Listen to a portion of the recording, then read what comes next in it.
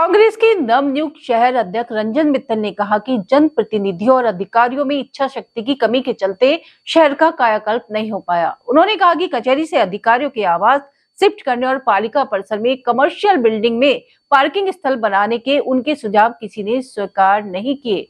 उन्होंने 15 दिन में नई कार्यकारिणी गठित कर शहर में कांग्रेस का मजबूत संगठन खड़ा करने की बात कही। रेलवे रोड स्थित एक रेस्टोरेंट में आयोजित कार्यक्रम में कांग्रेस कार्यकर्ताओं ने रविवार को कांग्रेस के नव नियुक्त जिलाध्यक्ष सतपाल कटारिया और शहर अध्यक्ष रंजन मित्तल का स्वागत किया। इस दौरान मीडिया से बात करते हुए कांग्रेस शहर अध्यक्ष रंजन मित्तल ने कहा कि प्रदेश नेतृत्व में उन पर जो विश्वास जताया गया है वो उस पर खरा उतरने के लिए कोई कसर नहीं छोड़ेंगे। 15 दिन में शहर की कार्यकारिणी गठित करने के साथ अगले 3 माह में वार्ड और बूथ तक संगठन खड़ा किया जाएगा। उनके दादा स्वतंत्रता सेनानी थे। कांग्रेस से पुराना जुड़ाव होने के कारण पूर्व प्रधानमंत्री जवाहरलाल नेहरू और लाल बहादुर शास्त्री उनके आवास पर आए। उनका प्रयास रहेगा कि पहले कांग्रेस के पूर्व बड़े बुजुर्गों को साथ लेकर नए लोगों को जोड़ा जाएगा। जितने लोग अब दूसरे दलों में हैं, उनके पूर्वज पहले कांग्रेस में ही रहे हैं। ये पार्टी का निर्देश था और जो पुराने जिला अध्यक्ष थे उनसे सबसे, जैसे अभी हमारे अध्यक्ष जी ने बताया, कार्यभार के लिए उन्होंने हमें सौंप दिया।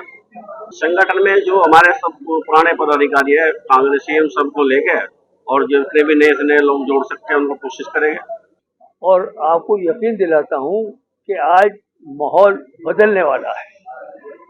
माहौल के एतबार से जो आज समाज के लोग चिंतित हैं इन पार्टियों से, उनकी नीतियों से, उनके प्रभाव से, उनके कार्यों से, तो आज फिर कांग्रेस को याद कर रहे हैं लोग। और मैं आपसे दावे से कहता हूँ कि शहर अध्यक्ष के चेयरमैन, नगर पालिका, MP, MLA, कांग्रेस का वक्त आ गया है। कांग्रेस को आज लोगों का तकादा है। लोग बाग इस पर विचार कर रहे हैं कि जो गलतियां हुई हैं, जो हमारी कमियां थी, उनको दूर करते हुए हम आगे बढ़ेंगे और आगे बढ़कर आपको देखने को मिलेगा कि कांग्रेस का वर्चस्व फैला रहा है और कांग्रेस के ही सब पदाधिकारी आएंगे और कांग्रेस का ही बोलबाला होगा। मैंने आपसे पहले ऐसा किया कि कुछ कमियां थी उनको दुआ विचार करके उनको दूर करके प्रयास कर रहे हैं कि कांग्रेस को फिर प्रदेश बुलाए। सोनिया गांधी जी, राहुल जी, प्रियंका जी, ये बिल्कुल ईमानदारी से कांग्रेस के काम करने लोग हैं और कांग्रेस के लिए काम कर रहे हैं, करते रहेंगे और इनकी शख्सियत को लोगों को कबूल है। अभी सारे पदाधिकारी, चाहे वर्तमान वाले तो हम बैठे हैं, जो पूर्व वाले थे वो दोनों अभी यहाँ पे गए हैं। हमारा कार्यकाल रहेगा, कितने दिन भी रहेगा। एक बात एश्योर करता हूँ कि घर में से पुराने कांग्रेसी को बाहर लेकर, जो पुराने हैं कांग्रेसी, अगर हम उनको एक्टिवेट करेंगे, एक आदमी के साथ 4 आदमी जुड़ते हैं। पहली बात तो ये है। दूसरी बात यह है कि जो पुराने कांग्रेसी हैं, आप अपने घर को तो छोड़ दो और बाहर जाके आप ढूंढने लगो, तो आपका जो अपना ग्रुप है, जो आपके अपने कांग्रेसी हैं, वो कहीं ना कहीं निराश होते हैं। तो पहले तो ऊर्जा उनमें आनी चाहिए। सेकंड नंबर पे आज जितने लोग बीजेपी के अंदर खड़े हुए हैं, जो पिछले 10, 15, 20 वर्षों में हैं, ठीक है, वो सारे वो लोग हैं जिनके पूर्वज कभी ना कभी कांग्रेसी थे। कांग्रेस का अभी तो कांग्रेस 10 साल पहले तो गई है ना देश से, उससे पहले तो कांग्रेस ही थी। जो लोग गए हैं उन्हें जो लाने का प्रयास किया जाएगा। उत्तर प्रदेश में स्थिति क्योंकि बहुत समय हो गया वापस आने में, तो थोड़ा सा कठिन परिश्रम करना पड़ेगा।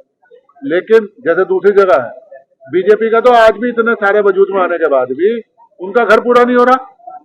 क्यों? महाराष्ट्र में जितने MP, MLA राज्यसभा में गए हैं, सारे कांग्रेस के गए। उत्तर प्रदेश से भी आज सारे के सारे, जितिन प्रसाद हो, ये हो, कि कौन लेके जा रहा है? बीजेपी लेके जा रही है। तो है वो कांग्रेस ही। यूपी में हवा चलेगी सर, बिल्कुल चलेगी।